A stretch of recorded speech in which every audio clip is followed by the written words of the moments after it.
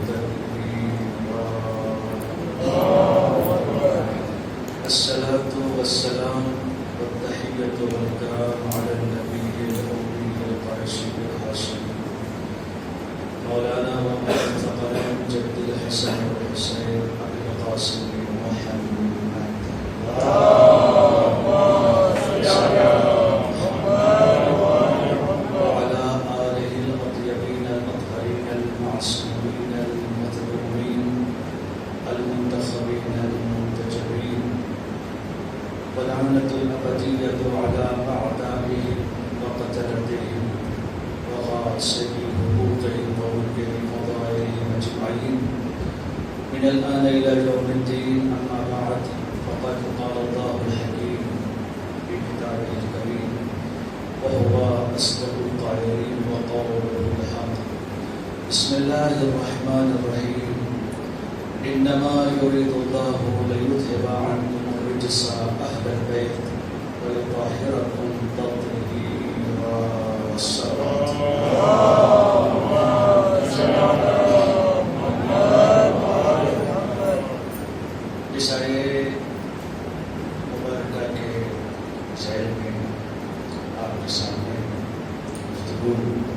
چل رہی ہے. آج پھر اسے گفتگو آگے بڑھانے کے لیے اور اسے مکمل کرنے کے لیے آپ کے سامنے حاضر ہوا ہوں، اور ساتھ ہی ساتھ ضروروں سے اجازت کے ساتھ چند معروضات ہیں جو آپ کی خدمت میں پیش کرنا چاہتا ہوں. اللہ رب العزت اہل بیت عصمت و طہارت کی پاکیزگی کو پیش کرتے کائنات بشریت کو ایک سبق دے رہا ہے، اور اس میں راز پوشیدہ ہے، اور اس میں تمام چیزیں چھپی ہوئی ہیں جو اللہ کے نیک نمائندوں کے اندر جو صفت ہونی چاہیے. اہل بیت بس اللہ نے یہ ارادہ کر لیا ہے، اور اللہ کا یہ ارادہ ہے کہ آپ کو ایسے پاک کرتے ہیں جیسا پاک کرنے کا حق ہے. اس لیے کہ اللہ کی توحید اللہ کے کمالات، اللہ کی تمام تر خوبیوں کو انہیں بتانا ہے۔ اگر یہ جتنے بلند و بالا ہوں گے اتنی ہی توحید کو بہتر طریقے سے کائنات کے سامنے پیش کریں گے۔ تو چونکہ اللہ جتنا بلند ہے، اللہ جتنا پاک ہے، اللہ جتنا طاہر ہے، اسی اعتبار سے اہل بیت کو بھی اتنا پاک بنائے کہ لوگ اہل بیت کو دیکھ کر توحید سمجھ جائیں، اہل بیت کو دیکھ کر انسانیت یہ جان جائے کہ ہماری خلقت اس لیے ہوئی ہے اور ہمیں اللہ نے اس لیے اس دنیا میں بھیجا ہے۔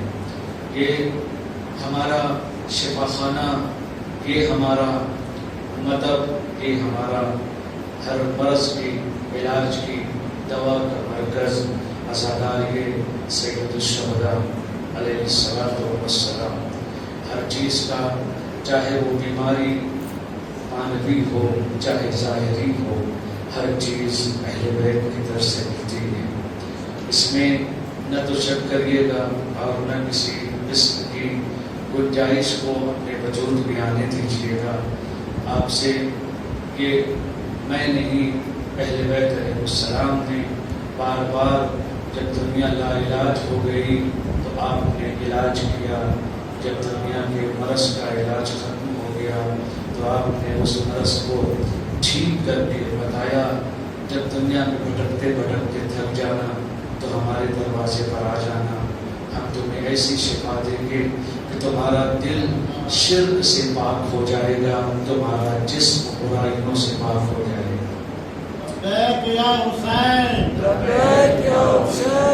یہاں پہ آپ کو ڈرنے کی ضرورت نہیں ہے، بازاروں میں خود کو بچا لیجئے، یہاں پر کوئی پرابلم نہیں ہے۔ اس لیے کہ در حسین پر اگر شفا نہ ملے گی تو پھر شفا کہاں ملے گی؟ در حسین پر اگر حیات نہ ملے گی تو پھر حیات کہاں ملے گی؟ در حسین پر اگر زندگی عطا نہ ہوگی تو زندگی کہاں ڈھونڈنے جاؤ گے؟ زندگی تو خود حسین کے قدموں میں اپنی زندگی مانگ رہی ہے۔ اپنے عقیدے کو، اپنے محبتوں کو دنیا کے معمولی بازاروں کے طریقے سے نہ بناؤ۔ اللہ نے اہل بیت علیہ السلام کو وہ تمام کمالات دے دیے، بس ایک شرط ہے، مانگنے کا ہنر تمہارے پاس ہو، عطا کرنے کا ہنر ان کے پاس بہت خوب ہے۔ ہمیں مانگنا آتا ہو اور نہ بھی مانگنا آتا ہو تو وہ دینا جانتے ہیں۔ ان کو تو اللہ نے اسی لیے اس دنیا میں بھیجا ہی ہے کہ جب دنیا میں کسی قسم کی مشکل ہو تو پھر ان کے جو ہماری مخلوقات ہیں ان کی ضرورتوں کو پورا کرنا، ان کی تمام تر خواہشات جو بھی ان کی ہیں ان سب کو پورا کرنا۔ اور عزیزان گرامی، اللہ نے ایک قاعدہ ہے اس دنیا کا اور ایک طریقہ ہے اس دنیا کا۔ کبھی کبھی چونکہ جب انسان کمزور پڑنے لگتا ہے، جب انسان مشکلات کا شکار ہو جاتا ہے، اور ایک چیز جو سب سے بڑی چیز ہے وہ یہ ہے کہ پانی کی قدر ہمیں اور آپ کو اس وقت نہیں ہوگی، اس لیے کہ ہم سب سیلاب بیٹھے ہیں۔ آپ کبھی کبھی، اور یہ ایک کہاوت مشہور ہے سراب کے حوالے سے، اگر کسی کو صحرا میں پیاسا چھوڑ دیا جائے، اسے معلوم ہوتا ہے کہ وہاں پانی نہیں ہے، ریت کا ایسا ماحول ہے کہ پانی سا لگ رہا ہے، مگر انسان پانی تلاش کرنے سے چکتا نہیں ہے۔ معلوم نہیں، ہو سکتا ہے نگاہوں کی غلطی ہو سکتا ہے کہ ہمیں سمجھ میں نہ آ رہا، چلو پھر چل کر دیکھتے ہیں۔ انسان بار بار جاتا ہے سراب کی طرف اور پانی کی تلاش میں نکلتا ہے۔ یہی تو داستان ہے جناب حاجرہ کی۔ جناب حاجرہ کی داستان کیا تھی؟ یہی تو تھی جناب حاجرہ کی۔ اسماعیل کو لٹایا، بچہ پیاسا ہے، کبھی صفا کی طرف جاتی ہیں، کبھی مروہ کی طرف جاتی ہیں، ابھی مروہ سے آئی ہیں، پھر مروہ کی طرف جاتی ہیں، ابھی صفا کی طرف سے آئی ہیں، پھر جاتی ہے، ابھی تو بی بی آپ آئی ہیں ادھر سے، کیا آپ کو پتہ نہیں ہے کہ پانی ادھر نہیں ہوگا؟ پھر جا رہی ہیں۔ کہا ٹھیک ہے، یہ تو مجھے لگتا ہے کہ ابھی ابھی آئی ہوں، لیکن ممتا ہے جو رکنے نہیں دیتی، ہو سکتا ہے کہ پھر جاؤں اور پانی مل جائے۔ آپ دنیا کے اس پیچ و خم میں، دنیا کی ان مشکلات میں اپنے آپ کو تلاش کرنے کے لیے نکلتے ہیں۔ ہاجرہ صحیح کرتی رہی، ہاجرہ کو پانی نہ ملا، پانی تو اسماعیل کے قدموں میں اللہ نے ڈال دیا۔ یہی ہماری جو ایک داستان ہے آب حیات کی، اور تاریخ کہتی ہے اور جو تمام تر روایات سے اس چیز کو ثابت کیا گیا ہے۔ آب حیات، چشمہ حیات ایک چشمہ تھا کہ اس نے، اور یہ داستان آپ جب دیکھیں جناب موسیٰ علیہ السلام کی داستان میں بھی مل جائے گی، اور جب یوشع بن نون کے ساتھ جناب موسیٰ آگے چلے ہیں، مچھلی آپ کی مر چکی تھی، ایک پانی میں گری، اور وہ جیسی پانی میں گری وہ مچھلی زندہ ہو گئی۔ یہاں سے پتہ چلتا ہے کہ ایک ایسا پانی تھا جس پانی میں اللہ نے حیات کو رکھا تھا۔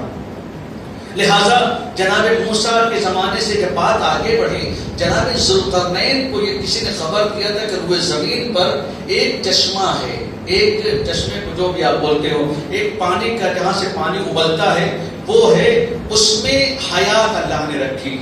جناب ذوالقرنین، قرآن نے بہت بڑی انداز میں ان کا پورا تذکرہ کیا۔ جناب ذوالقرنین نکلے ہیں، جناب ذوالقرنین کو خضر نے بتایا کہ ایک چشمہ ہے، تو اب چونکہ خضر کو رات میں چلنے کا ہنر معلوم ہے، جناب ذوالقرنین جناب خضر کے ساتھ ساتھ چل رہے ہیں۔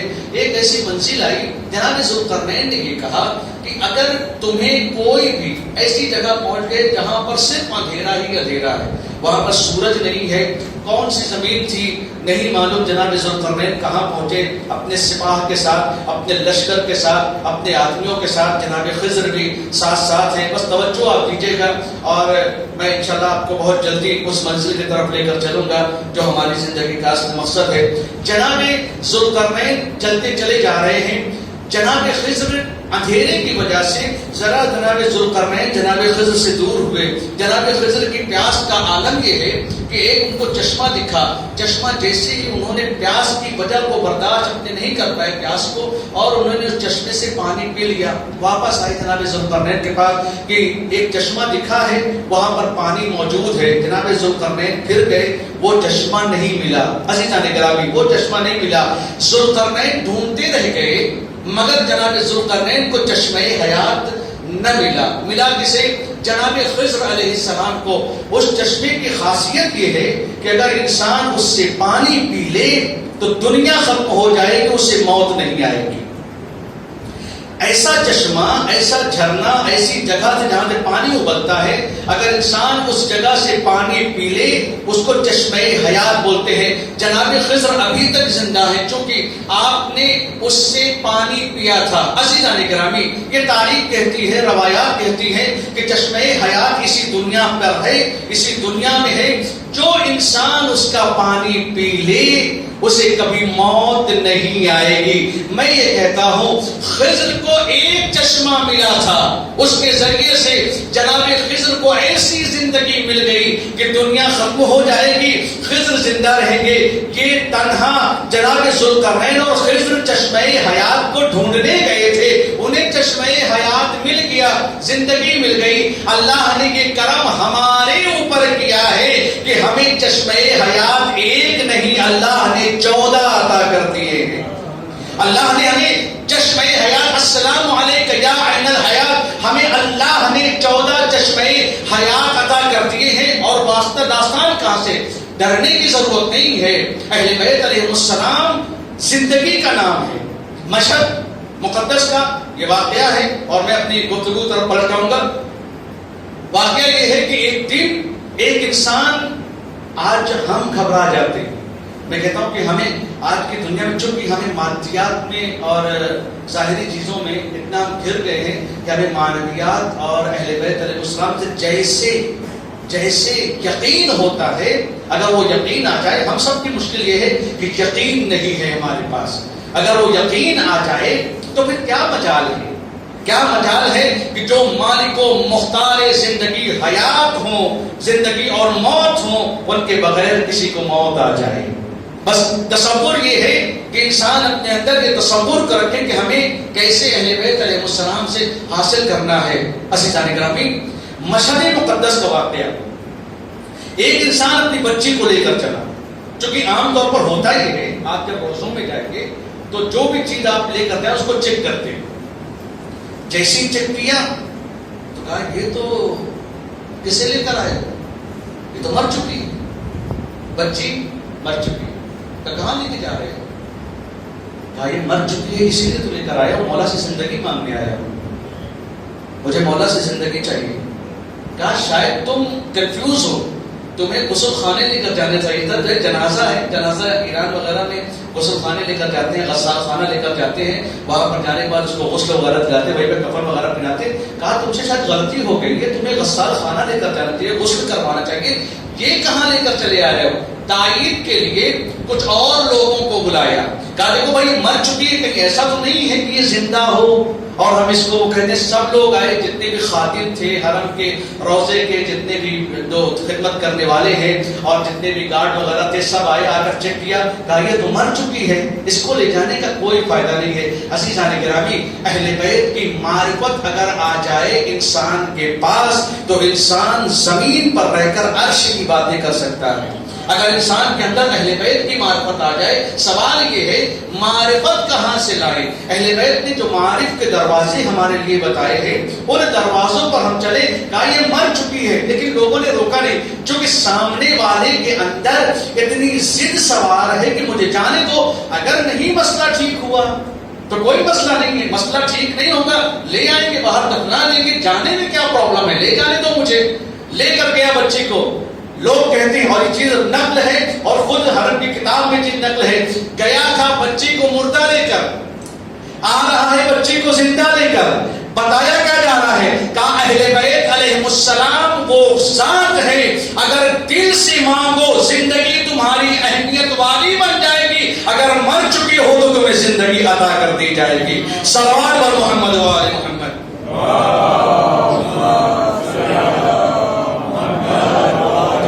زندگی کو تلاش کرو اہل بیت میں. اہل بیت سے قرآن بتائے گا اہل بیت کو. لہذا آج کی سب سے بڑی ضرورت ہے عزاداری کو فروغ دینے کی. عزاداری کو اٹھاؤ، جتنا زیادہ ہو سکے اتنا شور و شرابے کے ساتھ. ڈپلومیٹک بننے کی ضرورت نہیں ہے کہ ابھی پڑھ لکھ لیے ہیں، یہاں سے چلے گئے، یورپ میں رہنے لگے، ابھی زور زور ماتم کریں گے تو لوگ کیا کہیں گے، کتنا پیچھے ہم جا رہے ہیں. نہیں، عزاداری کیوں کی جائے؟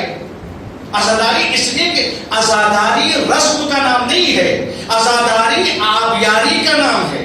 عزاداری آبیاری میں آپ کو بتاؤں، ایک ہوتا ہے درخت کا لگانا، درخت کے لگانے کے بعد جو باغبان ہوتا ہے اس کی ذمہ داری اب ختم نہیں ہو جاتی. کیا ہوتی ہے اس کی ذمہ داری؟ کہ درخت جو لگ گیا ہے اسے پانی بھی دینا ہے. اگر اس درخت کو پانی نہیں دیا گیا تو وہ درخت وقت کے ساتھ ختم ہو جائے گا. امام حسین علیہ السلام نے کربلا کے تپتے ہوئے صحرا میں جو سن 61 ہجری میں اسلام کے مرجھائے ہوئے پیڑ کو حیات بخشی تھی، عزاداری اسی میں پانی ڈالنے کا کام کرتی ہے. لہذا یہ مت سوچنا کہ یہ کیا چیز ہے، کریں گے کہ نہیں. اپنی عزاداری کو معمولی نہ سمجھو. آپ کی جو عزاداری ہے وہ اسلام کو ہر دن حیات بخش رہی ہے.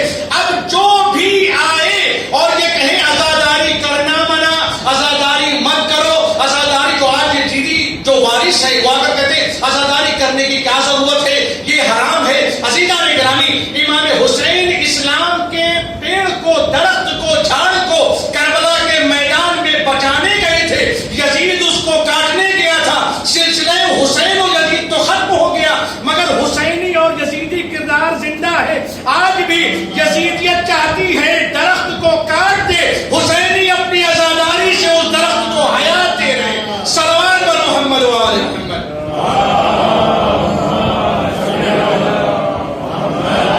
ہمارے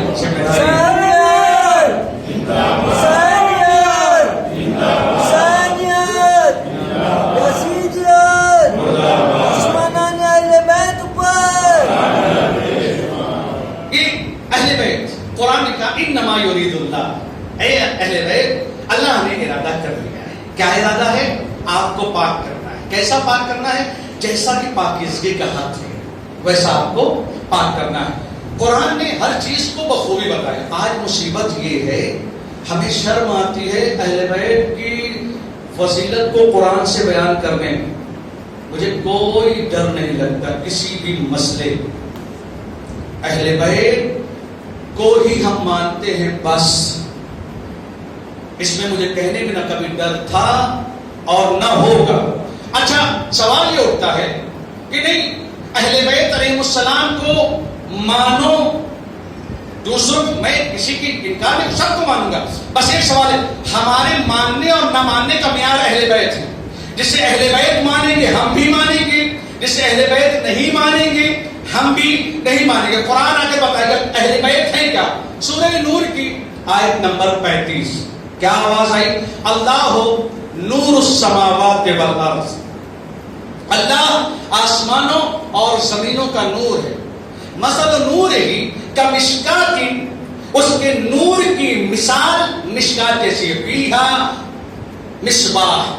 کیا کہہ رہا ہے قرآن؟ اللہ کے نور کی مثال فانوس جیسی ہے جس کے اندر چراغ چل رہا. کمشکات فیہا مصباح. المصباح فی زجاجہ. مصباح جو چراغ ہے, کیا اللہ نے کیا مثال دی ہے. آج تک مسلمان بڑے افسوس کے ساتھ آج مسلمانوں کی ذمہ داری ہے اس دور سے باہر نکلیں. جیسا کہ ابھی کچھ سال پہلے علماء نے اس چیز کو اوپر کہا ہے کہ مولویوں کی بات نہ سنو, قرآن کو دیکھو. قرآن کیا کہہ رہا ہے؟ قرآن کے مخاطب ہم ہیں, قرآن کے مخاطب ہم ہیں. اللہ نے ہماری ہدایت کے لیے نازل کیا. اللہ کیا کہہ رہا ہے؟ اللہ نور السماوات والارض. اللہ زمینوں اور آسمانوں کا, آسمانوں اور زمینوں کا نور ہے. مثل نور ہی کمشکات فیہا مصباح. اس کے نور کی مثال اس فانوس جیسی ہے. فانوس جانتے ہیں, فانوس جس میں ہوتا ہے اس میں چراغ چل رہا ہے. المصباح فی زجاجہ. مصباح جو زجاجہ میں ہے, ایک شیشے میں ہے. الزجاجہ کأنہا کوکب دری. اور وہ جو شیشہ ہے وہ ایک چمکدار تارا ہے. کیا ہے اللہ کیا کہنا چاہ رہا ہے؟ اللہ آسمانوں اور زمینوں کا نور ہے اور اس کے نور کی مثال ایک فانوس جیسی ہے. اس فانوس میں چراغ جل رہا ہے. اس چراغ میں وہ چراغ جو ہے وہ شیشے کے بیچ میں ہے. وہ شیشہ جو ہے وہ کوکب الدری. ایک کیا ہے؟ ایک چمکدار تارا.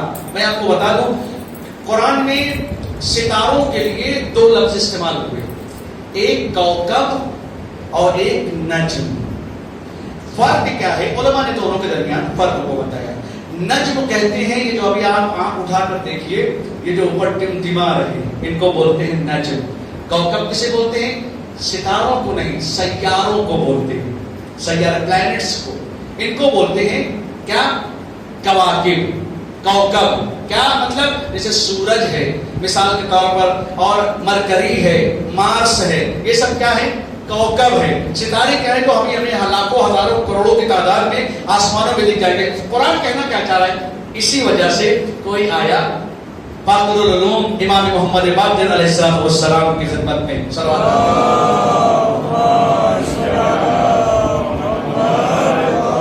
آپ سے اگر پوچھا مولا یہ سورہ نور کی اہل بیت علیہ لوگ کہتے ہیں کہ یہ فلانی آیات اہل بیت کے لیے نا, کچھ آیتیں نہیں, پورا قرآن اہل بیت کے لیے. ڈھونڈو, اگر اہل بیت سے پوچھو تو پورا قرآن اہل بیت کی شان میں نازل ہوا ہے. پہلا مرحلہ اہل بیت کی شان کا, اس کے بعد دوسروں کی باری آتی ہے. کہاں کا مقام ہے؟ بس فرق کیا ہے؟ قرآن کو سمجھنے کی صلاحیت ہونی چاہیے. کون بتائے گا؟ والراسخون فی العلم, وہی جن کو اللہ نے علم میں غوطہ مروایا ہوا ہے. ایک ہوتا ہے عالم اور ایک ہوتا ہے راسخ فی العلم. راسخ کہتے ہیں جو بالکل سے ڈوب جائے. اللہ نے اہل بیت کو, کون ہے؟ علم کیا ہے؟ علم اللہ ہے.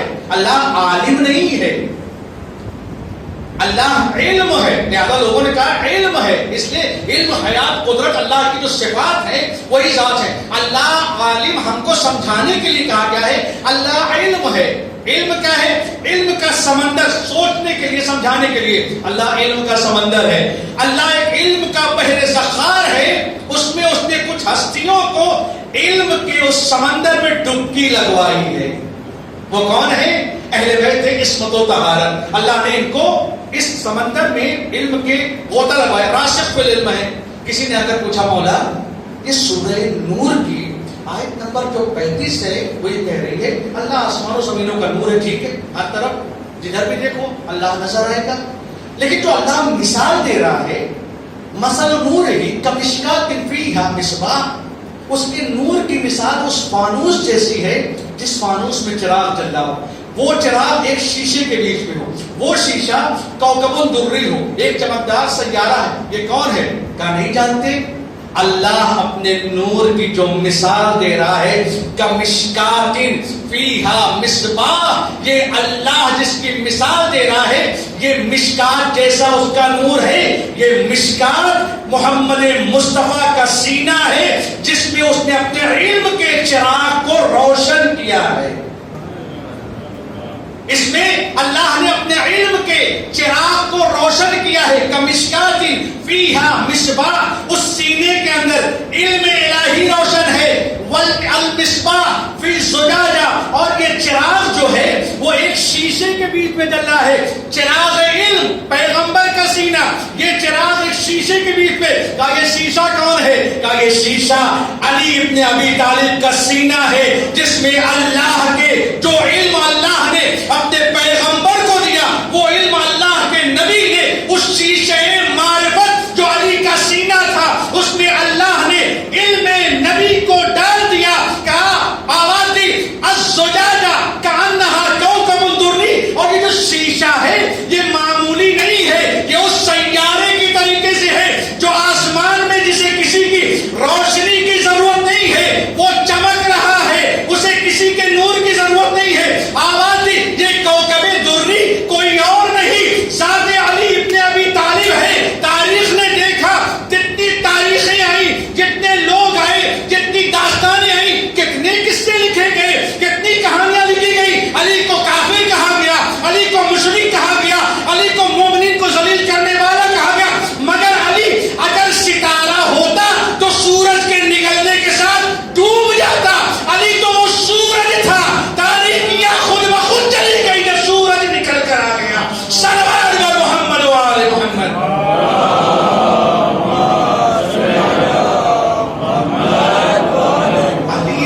علی کو پہچانو، اہل بیت قرآن بتائے گا اہل بیت کیا ہے، مگر افسوس مسلمان، اچھا قرآن دونوں چیز کہہ رہا ہے، ایک جو سوال یہاں پر بحث یہ ہوتی ہے، اچھا غدیر خون کی جو حدیث ہے، اور میں آپ لوگوں سے ضرور کہتا ہوں کہ میرے پڑھنے کو نہ دیکھیے گا، جس وقت میں بیٹھا ہوں اس وقت کو دیکھیے گا، ایک سوال پڑھ دے محمد و آل محمد۔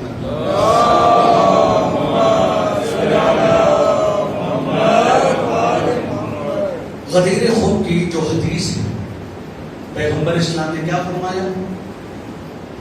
من کنت مولا ہو فہذا علی المولا، جس کا میں مولا اس کا یہ علی مولا۔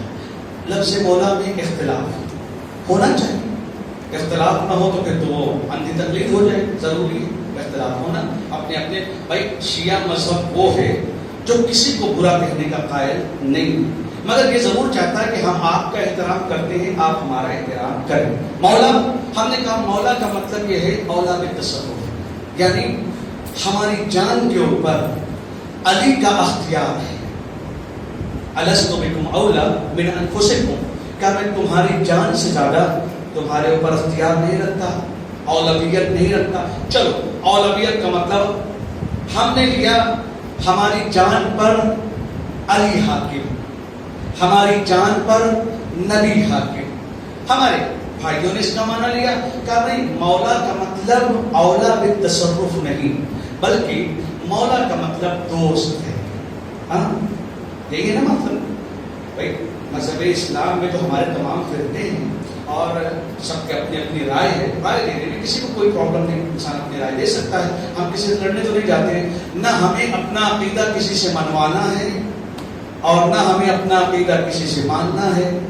بھئی ہمارا عقیدہ، ہم عقیدے مسلمانوں سے نہیں، ہم عقیدہ ان سے لیتے ہیں جن کے اوپر اللہ نے قرآن نازل کیا ہے، ہم عقیدہ اہل بیت سے لیتے ہیں، لہذا ہمارا مسئلہ تو بالکل کلیئر ہے۔ اہل بیت کے علاوہ ہم نے نہ کبھی کسی سے عقیدہ لیا اور نہ ہم نے عمل کی ترغیب اور نہ عمل ہم نے سیکھا، اہل بیت نے ہم کو عمل بھی سکھایا، اہل بیت علیہ السلام نے ہم کو عقیدہ بھی دیا۔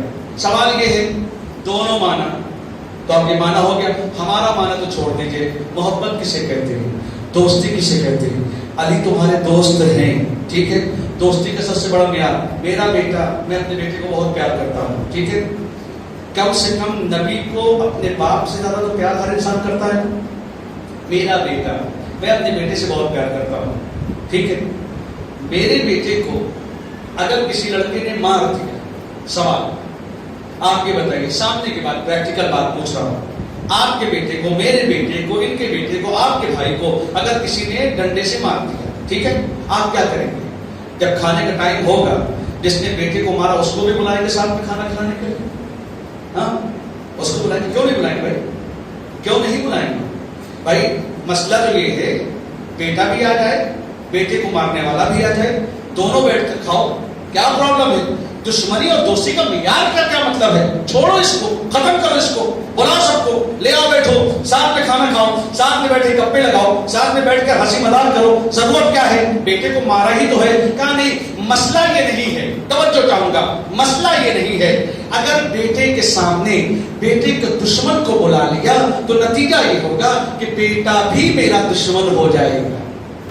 ہاں, یہی ہے نا بھائی. اگر آپ دوست کے دشمن کو اپنا دوست بنائیں گے تو آپ کا دوست بھی آپ کو ساتھ چھوڑ کر چلا جائے گا. یہی تو کہا کہ تمہارے دوست تین, تمہارے دشمن تین. تمہارا دوست, تمہارے دوست کا دوست, تمہارے دشمن کا دشمن, یہ تمہارے دوست. تمہارا دشمن, تمہارے دوست کا دشمن, تمہارے دشمن کا دوست, یہ کیا ہے؟ تمہارے دشمن ہے. مسئلہ کیا ہے؟ علی مولا, علی دوست ہے, تو کم سے کم اسی معیار پر آ جاؤ. علی سے دوستی کا اگر دعویٰ ہے تو کم سے کم یہ دیکھو علی کا دشمن کون ہے. اب اگر علی کے دشمن کو دشمن مانتے ہو تو کم سے کم دوستی کا مطالبہ یہ ہے کہ علی کے دشمن سے دور ہو جاؤ. صلوات بر محمد و آل محمد.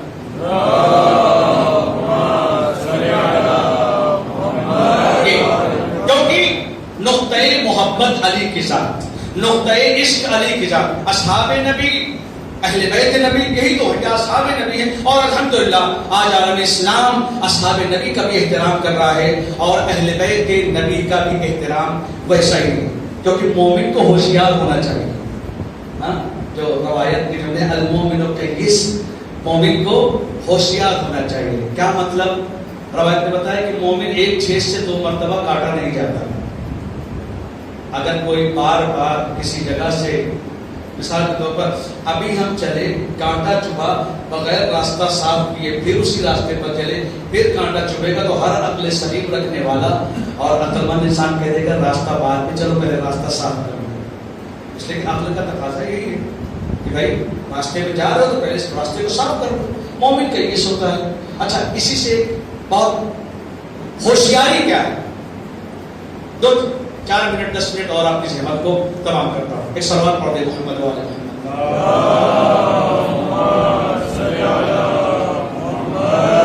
مومن کو ہوشیار ہونا چاہیے. اللہ نہ کرے کوئی کسی سے قرضہ لے. کبھی کبھی پھنس جاتی ہے زندگی تو انسان قرضہ لے لیتا ہے نا. سچ میں انسان قرضے لے لیتا ہے کسی نہ کسی سے.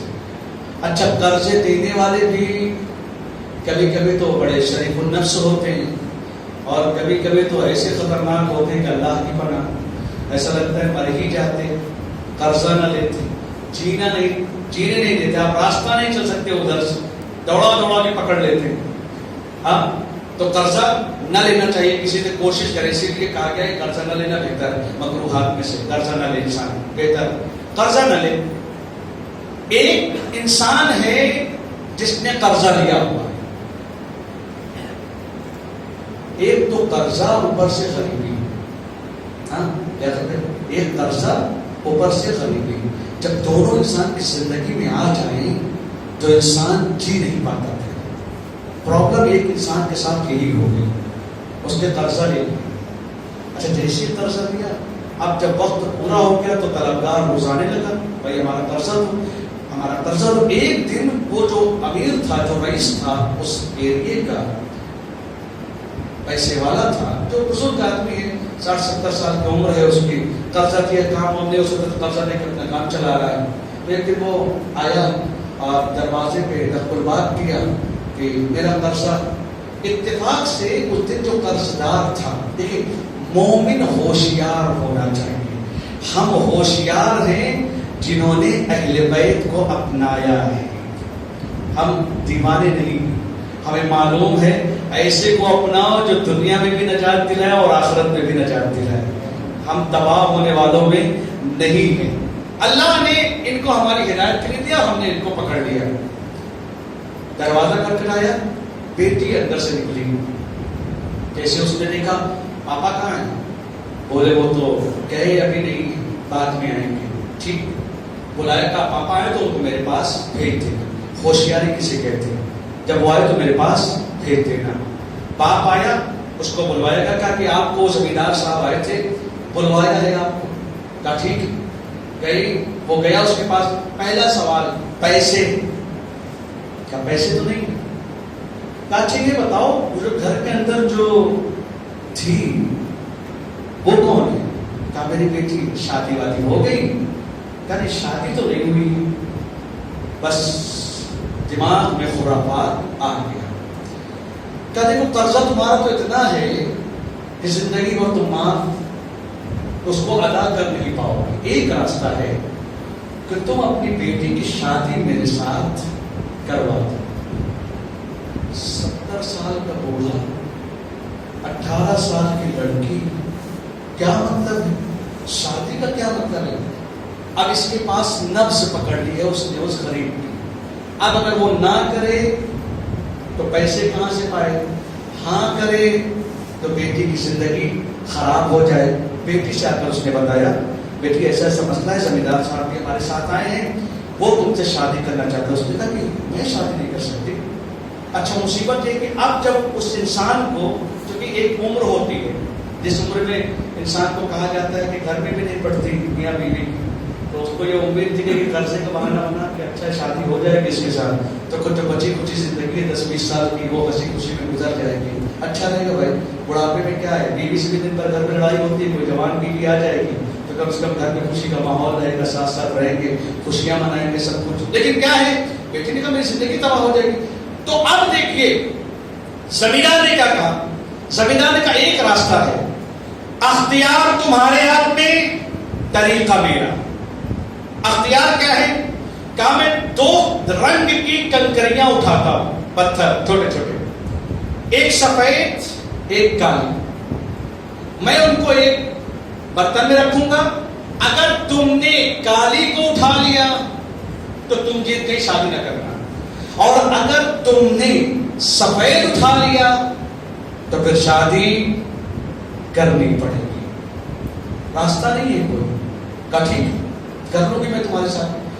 اب دیکھیے جہاں پر انسان کے دماغ میں شیطنت آ جائے وہ سامنے والے کو تباہ کرنے کے چکر میں لگ جاتا ہے. زمیندار نے کوشش کیا کہ دونوں سفید کنکریاں اٹھا لیں. ہاں, دونوں سفید کنکری اٹھا کر اس نے تھیلی میں رکھ دیا. لڑکی نے کہا ابھی تو میں جو بھی نکالوں گی سفید کے علاوہ کوئی ہے نہیں, اگر نکالتی ہوں تو میں پھنس جاؤں گی, یہیں پہ میرے ساتھ شادی کرنی مجبوری ہو جائے گی. لڑکی سے کہا تم اس میں سے پتھر نکالو.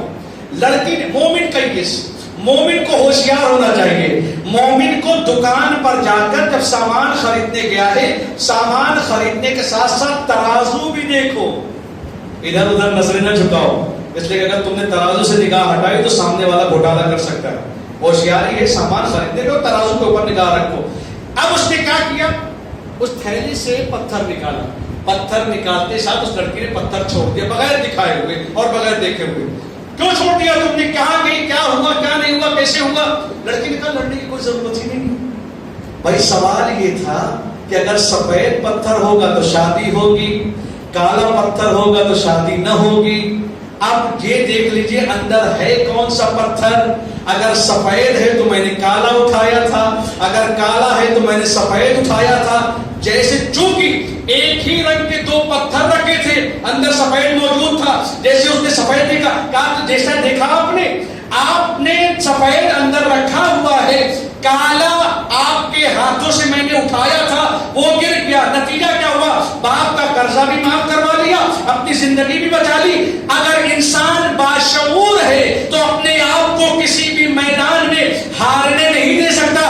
جس مسلک کو, جس مذہب کو لوگ دیوانہ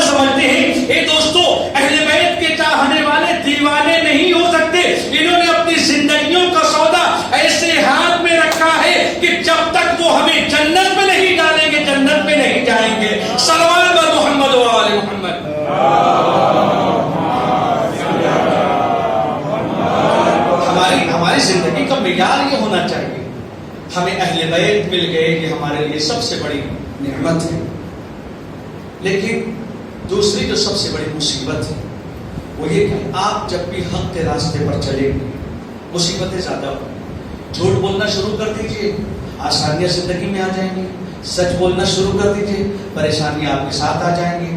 آپ حق کا ساتھ دینا شروع کر دیجئے، اکیلے ہو جائیں گے، باطل کے ساتھ نکل جائیں گے، آپ کے ساتھ بھیڑ نکل جائے گی. آپ اگر ہدایت کے لیے نکلے اکیلے ہو جائیں. یہ قانون ہے دنیا کا، اس لیے کہ دنیا کا مزاج ظلم اور بربریت ہے. اہل بیت علیہ السلام، امام علی علیہ السلام نے یہی تو جملہ کہا تھا. لوگ کہتے ہیں امیر شام کو سیاست آتی ہے. حدیث سنیے گا، لوگ کہتے ہیں امیر شام کو سیاست آتی ہے.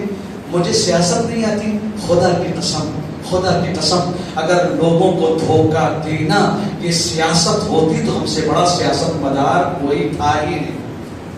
اگر سیاست لوگوں کو دھوکہ دینا جائز ہوتا تو پھر ہم بتاتے کہ ہمیں کیا، علی اس لیے ہر محاذ پر پیچھے کیونکہ انہیں اللہ کی مرضی پسند ہے، اپنے لیے حکومت پسند نہیں. جب آپ حق کے راستے پر چلیں گے تو آپ کو تکلیف ہوگی. امام حسین علیہ السلام حق کے راستے پر چلے، تکلیف بہت ہے، مگر جو مٹھاس ہے حق پر چلنے کی وہ باطل کے راستے پر چلنے میں نہیں ہے. 61 ہجری میں اگر امام حسین شہید نہ بھی ہوتے تو ابھی آپ اس دنیا سے جا ہی چکے ہوتے نہیں. سیدہ زینب سلام اللہ علیہ اگر اسیر نہ ہوتی تو آپ اس دنیا سے جا کے چلی گئی ہوتی نا. مگر آپ نے ایسا کیا کیا یہ کہ پوری دنیا میں باطل تھا، ہم حق کے ساتھ کھڑے ہو گئے. ہمیں لشکر نظر نہیں آیا، ہمیں توحید نظر نہیں. ہم اکیلے تھے مگر اللہ ہمارے ساتھ تھا. وہ لاکھوں کا مجمع تھا مگر پھر بھی ان کے ساتھ خدا نہیں تھا. جب خدا ساتھ ہوگا تو پوری دنیا مٹ جائے گی، تم باقی رہو گے. جیلوں آ گیا امام حسین کا. عزادار حسین، شہدائے کربلا کا کی عزاداری کرنے والے، ماتمداری کرنے والے، اہل بیت علیہ السلام کو دنیا کے سامنے پیش کرنے والے آج دنیا میں تمام جا رہے ہیں. 40 کی طرف آپ دیکھیے قافلے پہنچ گئے، ہر ملک سے اجازت مل گئی. 1500 کی تعداد ہے. آج میرے دوستوں سے بات ہوئی، وہ سارے کے سارے اپنے بچے جو بھی جانا چاہ رہے تھے سب کے سب 40 کی طرف رواں دوا ہے. کیا ان کے لیے کورونا نہیں ہے؟ کیا ان کو موت کا ڈر نہیں ہے؟ وہ کون ہیں جو جا رہے ہیں؟